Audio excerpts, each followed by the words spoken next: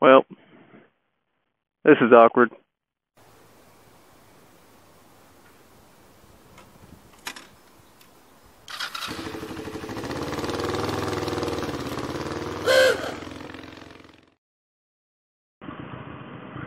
It's kind of awkward because the crash that Jeff had when he low-sided the bike,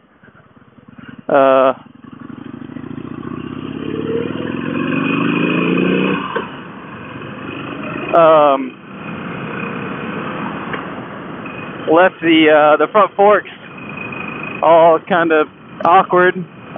So the bars are kind of weird. It's obviously not aligned all the way. It's definitely way fucking better than what it used to be. So if you guys think the bars are a little off, that's why. They definitely are.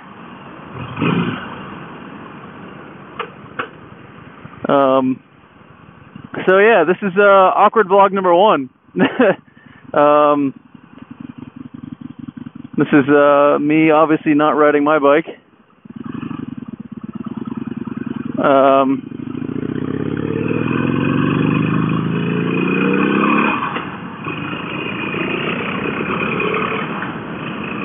God, this feels so fucking weird, man. So for anybody who's never ridden a bike that's got forward controls, and forward controls meaning like you can see my feet, like that's forward controls, meaning that your sitting position, your feet and your arms are out ahead of you, typical cruiser style. It takes some getting used to, especially if all you've ever ridden is a sport bike or a dirt bike. It's nothing crazy. It's definitely a much more relaxed feel. I've never been a fan of it. I don't know. I enjoy having complete like seamlessness with the bike. I feel like with an aggressive, doesn't even really have to be an aggressive, but like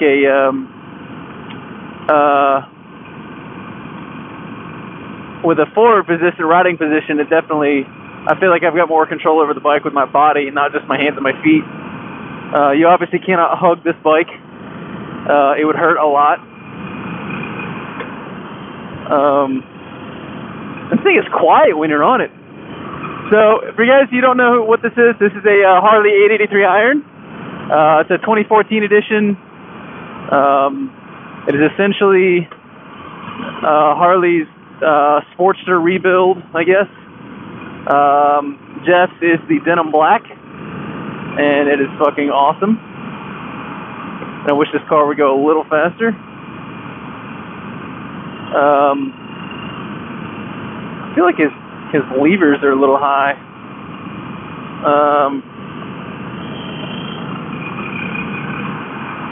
Dude, come on, man. You're shitting me. So yeah, as you guys know, oh wow, that's fucking great. You even know what the fuck you're doing right now?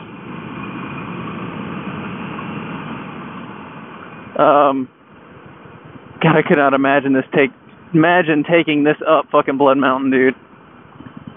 Jeff, if you watch this, man, you have all the fucking respect in the world for me. I could not imagine trying to swing this thing around.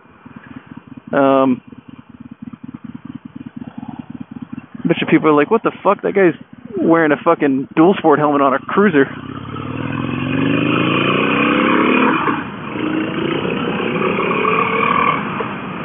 I seriously feel like I'm gonna slide off the back of this thing. Like if this fucking seat wasn't like cup shaped. Oh my gosh. So yeah, so this is the start of the awkward vlog. Damn, I've never driven this thing at 65. What I'm gonna be doing is obviously I'll be on Tiffany until I get the new bike set up. Or bought, I guess. Bought and running. I've got one lined up already. It's going to be sweet. 05 Suzuki GS500F. So it is the fairing version, the full fairing version. Buddy of ours in the riding group that we've got one super cheap, so pick that up. pretty fucking excited about it just because it's another 500, which is right up my alley. I really enjoyed Ruth. I was kind of bummed. I mean, it was that or put another motor, and to be honest with you, I'm essentially getting a bike for around the same price as a new motor anyways, so, or a new used motor, I should say. And I would much rather have a whole bike than just a motor, just because of the simple fact that there's no telling what's going to be wrong with that the motor once you get it, unless you get it from like a dealer or something, which I am not. So that'll be fun. I really like the fact that the fucking blinkers turn off automatically. That is awesome. So I guess just for this vlog, we'll do, I guess, an official review. This is the second time I've legitimately ridden this bike, and having previous, motorcycle experience and whatnot. I see 65 highway speeds kind of feel weird. Your body position is sitting in more upright, so you're taking a lot more wind than if you were sitting in an aggressive stance. And with forward controls, you're not bracing your body weight into something. You're more or less just kind of sitting on it. I don't really enjoy that too much, but for those of you who like cruisers, it's pretty sweet. Turn radius is pretty good. Jeff hasn't gotten used to it yet.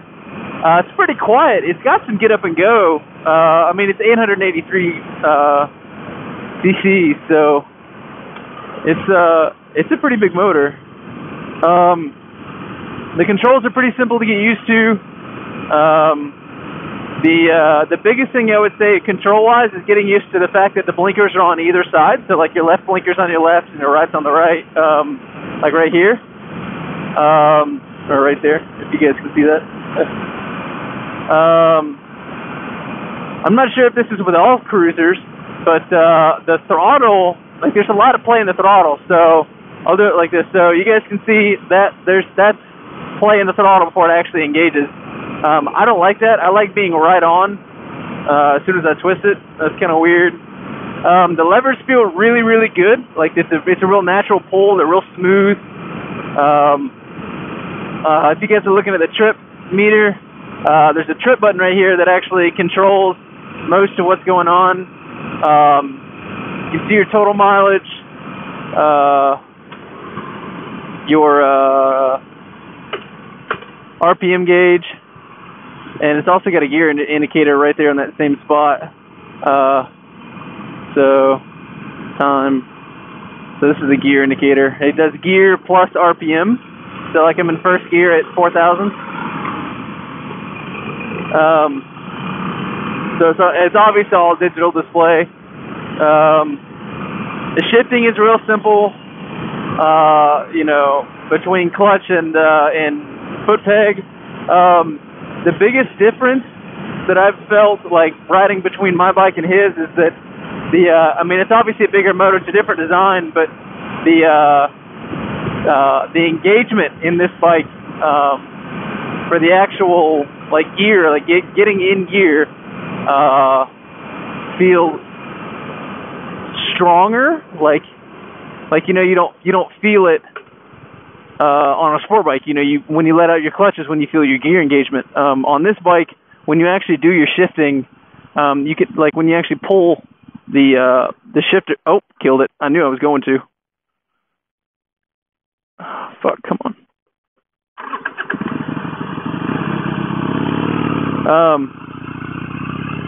When you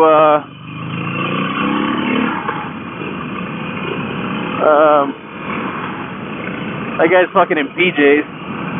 When you actually click up or click down the foot, the shifter, you can actually feel it move everything inside the transmission, or it has a very resounding and weighty feel of it, getting in gear.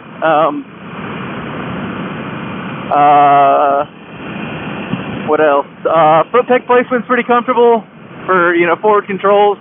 I probably couldn't see myself doing a long trip on this just because of the fact that you have to hold on due to the, like wind hitting against you. Jeff has looked at cowling and wind bearing stuff. It's pretty cool. But the biggest thing he kept saying is he didn't want to fucking look like you some Sons of Anarchy. He didn't want to look like a tool. So I'm not sure if he's going to get one of those. Braking is really, really nice. I mean, it's got fairly good sized rotor up front, pretty small one in the rear, but the braking is pretty solid all the way around. Definitely, the rear end braking is definitely not lacking like it was on the sport bike on Ruth. Obviously, your front brake's going to do more between the two of them, but the rear on this bike actually feels really solid. Overall impressions on look-wise, I've enjoyed it. It looks really sweet. It's all matte black. A little bit of chrome pieces there every once in a while. I think Harley did a really good job on marketing to a younger crowd. Because it definitely does. I mean, this would be the only Harley I think I would ever buy. Suspension-wise, it's kind of stiff. I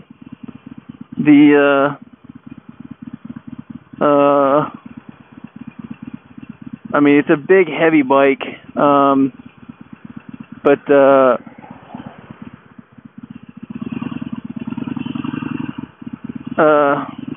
a big, heavy bike, so you got to have a little bit stiffer of the suspension.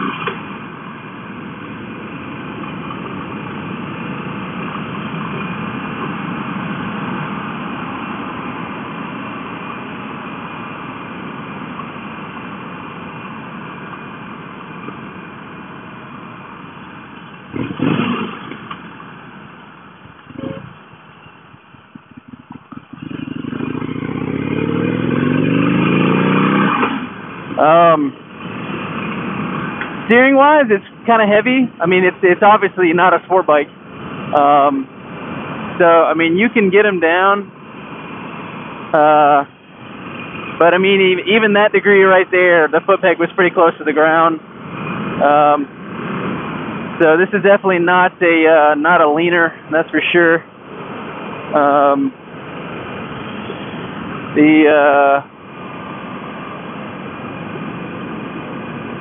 But I mean, you can still get a little bit of a curve, nice curvy action. What else? Gas tank is kind of small. Ow. Gas tank is kind of small. Jeff said he normally gets about 120 miles-ish out of his bike, which is fairly standard with most bikes. It's normally around 120, 140. But with this bike, he pushes it to about 110, and then he goes ahead and fills up the tank. That's about when the light cuts on. The 3.5 or 3.4 gallon tank, I think. But Harley obviously does provide upgrades. You can I know you can buy a bigger tank for it. We looked at a couple whenever he wrecked a bike. Obviously, with every Harley motorcycle, there's always exhaust upgrades. The biggest set that he's been looking at have been Screaming Eagles, which I mean are pretty classic for Harleys. It is a naturally aspirated, naturally cooled, air cooled bike. Which I have a feeling would suck in everyday traffic. It does not have engine coolant like mine does.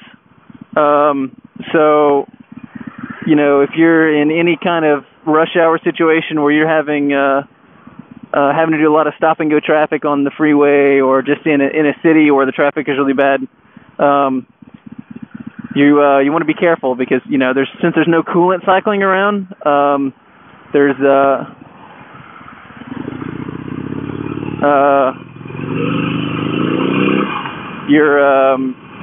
you're putting the motor at risk for overheating. But fuel injected, it looks really simple to work on. It's got a belt drive instead of a chain, which is interesting. I think it's much. I feel like it would be much more reliable. You know, there's no oiling necessary. It's you know, the stretch of the belt is pretty.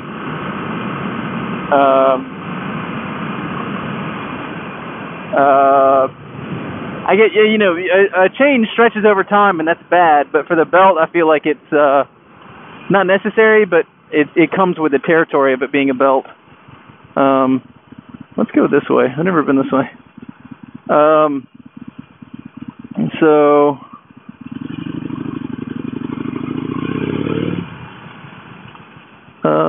let's go this way. The steering reach is pretty far for making upright corners. That's one thing you'll definitely have to get used to if you've never ridden one before. I strongly suggest taking it out for a test drive. Obviously, if you're ever going to buy any kind of a bike, take it out for a test drive first. But as a first bike, I would say it's actually pretty easy, pretty laid back. This is the first bike Jeff has ever ridden before. And it's you know, it's very, very friendly, very easy to operate. Nothing super hard about it. The biggest thing that I would say is with any Harley is that if you're going to buy a Harley, make sure you've got the money for the maintenance. Just because the fact that most riders, experienced riders, will do their own maintenance, but most people who are just getting into it won't. So they'll always take it to a dealer. So I strongly suggest that. What else can I say about this thing? The fucking headlight is bright as fuck. It's pretty quiet with stock pipes. Jeff's got it, you know, tiny hole drilled in the baffles to liven it up a little bit, but nothing crazy. Oh, you can counter steer these things. That's cool.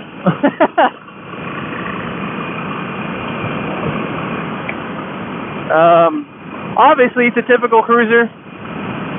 Pretty comfy. I mean, the seat's pretty hard. That's the biggest thing that I would replace first, is get a little bit more softer seat. I like the contour of it because it kind of holds you in place. But I would definitely say get a touring style seat if you can. Something that's got a little bit more foam in it.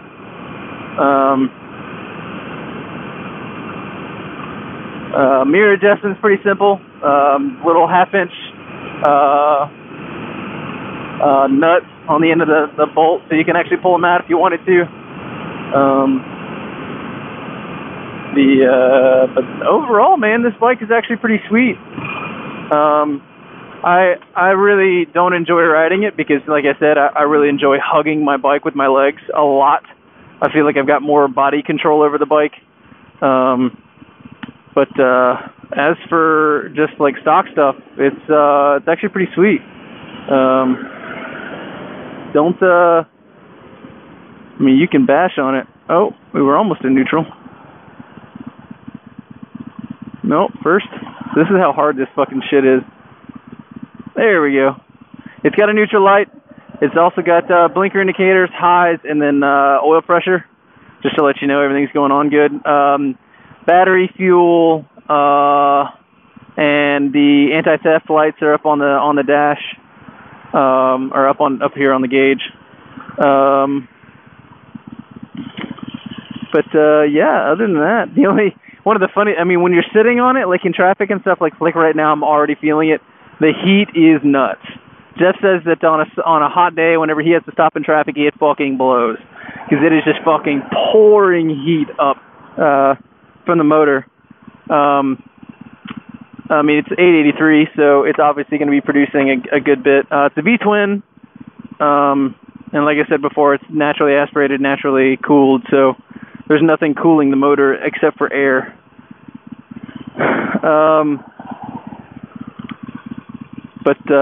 Yeah, so overall pros, quick, nice, easy to handle.